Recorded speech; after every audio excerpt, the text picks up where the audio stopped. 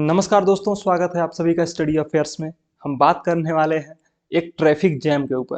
अब आप कहोगे कि सर इतने फुर्सत में हो गया कि अब ट्रैफिक जाम पढ़ाने लगे हमें। अजी ये ट्रैफिक जाम कुछ खास है। क्यों खास है? क्योंकि इस ट्रैफिक जाम जैम को हटाने के लिए ट्रैफिक पुलिस कुछ कर नहीं पा रही है। एक्चुअल में बात यह है कि ये ट्रैफिक जाम सड़क पे लगा ही नहीं है। बोले तो कहाँ लगा? आसमान में लगा है क्या? नहीं, आसमान में भी नहीं लगा है। सड़क और आसमान के अलावा एक और चीज होती है। बोले क्या? पानी। बोले ये ट्रैफिक जैम पानी में लगा है। कहाँ लगा है? पानी में, समुद्र में लगा है। ठीक है। तो बोले कि समुद्र में सरकार क्या कर रही थी, समुद्र में बसें क्या कर रही थी, कैसे ट्रैफिक जाम लग गया, लोग क्या कर रहे थे समुद्र में। हमने कहा जी ट्रैफिक जैम जो समुद्र में लगा है वहां पे न तो कार है न तो बस है, सिर्फ और सिर्फ एक छोटी सी चीज है। बोले क्या छोटी सी चीज है? बोले जहाज है। अरे वाह! जहाज तो आसमान में उड़ता है। नहीं, पानी वाला जहाज है। हाँ, शिप जो है, तो वो शिप की वजह से ट्रैफिक जैम लग गया है। समुद्र में किसने लगाया है ट्रैफिक जैम, उसके बारे में बात होगी। क्यों लगाया है, उसके बारे में भी बात होगी। तो चलिए शुरू करते हैं। सबसे पहले सुर्खियों को देखते हैं। Oil tanker traffic jam forms in तुर्की Turkey after Russian price cap.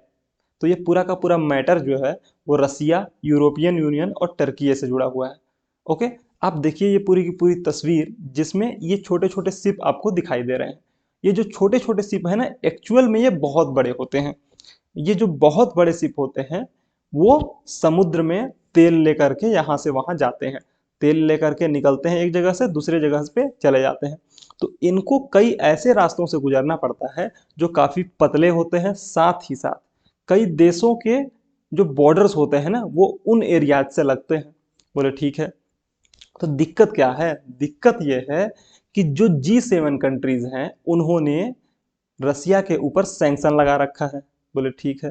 Sanction लगाया तो क्या सैंक्शन लगाया कि जो भी $60 प्रति बैरल का तेल, इस प्राइस से अधिक का कोई भी तेल अगर रसिया से खरीदता है तो उसको जो यूरोपियन की यूनियन की कंट्रीज हैं और अमेरिका के जो कंट्रीज हैं उनकी जो कंपनीज हैं जो इन शिप्स को इंश्योरेंस प्रोवाइड करती हैं वो इंश्योरेंस नहीं देंगी।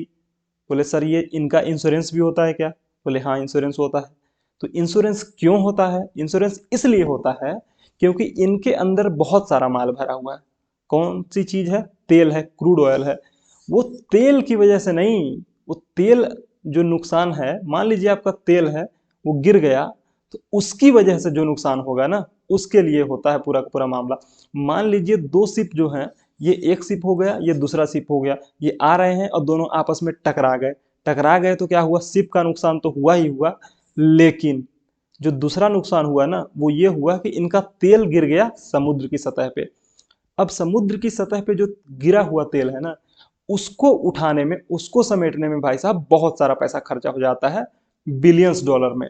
तो उस जो तेल गिर गया समुद्र में उसको उठाएगा कौन, उसकी जिम्मेदारी कौन लेगा, उसकी बात जब आती है तो ये इंश्योरेंस कंपनियां कहती हैं कि आप इंश्योरेंस करवा के अगर निकले हो तो हम वो जिम्मेदारी लेते हैं कि अगर समुद्र में कहीं भी तुम्हारा तेल फैल गया तो हम समेट लेंगे। बोले ठीक है साहब, बहुत बढ़िया बात है, आप समेटने के लिए आए हो।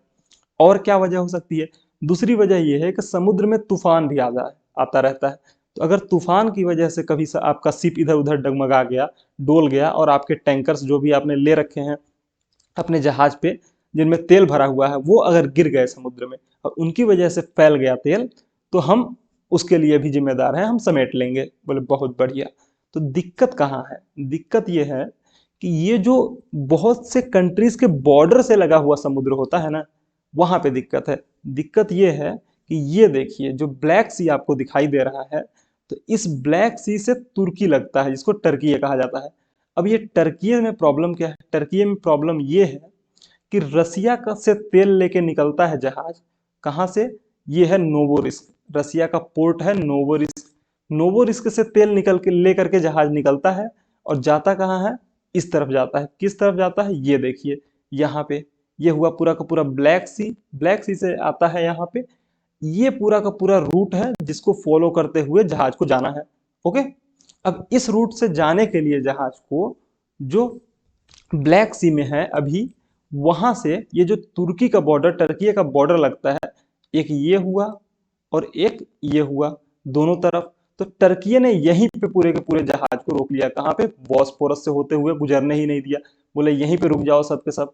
उसमें एक जहाज भारत का भी है। अब वो जहाज सब के सब यहीं पे फंसे हुए हैं। क्यों रोका टर्की ने? अब हम उस पर बात करते हैं। चूंकि टर्की ने रोका इसलिए है क्योंकि जो तेल लेकर के आ रही है कंपनीज, उनके इंश्योरेंस में इनको डाउट है। बोले कि यार तुम्हारे पास जो इंश्योरेंस है ना, उसको हम अच्छे से चेक करेंगे, उसके बाद ही तुमको जाने देंगे। इंश्योरेंस चेक किया गया। इंश्योरेंस जब चेक किया गया तो टर्की ने कहा कि ये जो जो जो तुम तेल लेकर के जा रहे हो, वो तेल चूंकि रसिया के पोर्ट से निकला हुआ है। कौन से पोर्ट से? नोवोरिस्क से। और जो तेल का जो प्राइस है ना, वो $60 प्रति बैरल से ऊपर का है। अब मामला यहाँ पे अटक गया भाई साहब। मामला अटक गया ऐसे कि ईयू ने तो सैंक्शन लगा रखे हैं। किसके ऊपर? रसिया के ऊपर, कि $60 प्रति बैरल के ऊपर का कोई भी तेल लेके जाए नहीं। बोले ठीक है। अब चूंकि तुमने तेल महंगा खरीदा हुआ है, इसलिए तुमने रूल को फॉलो किया नहीं है, तो हम अब तुम्हारे जहाज को लेके जाने नहीं देंगे। इस वजह से रुक गया। अब जब ये जहाज रुके तो ये चूंकि जहाज जा रहे थे यूरोपियन यूनियन की, तो फोन किया गया। यूरोपियन यूनियन ने कहा टर्की से कि ये हमारे जहाज हैं, आने दिया जाए। बोले क्यों? क्योंकि ये तेल एक्चुअल में ना रूस का था ही नहीं। तेल का किसका था? फिर तेल था कजाकिस्तान का। अब ये मामला यहां से पलट गया भाई साहब। तेल तो कजाकिस्तान का है, फिर रूस क्लेम क्यों किया हुआ है? रूस क्लेम इसलिए किया हुआ है क्योंकि वो रूस के पोर्ट से निकला है। आप एक बात को जानिए कि कजाकिस्तान एक लैंडलॉक कंट्री है। ओके, लैंडलॉक कंट्री मतलब जिसके पास खुद का कोई समुद्र नहीं है।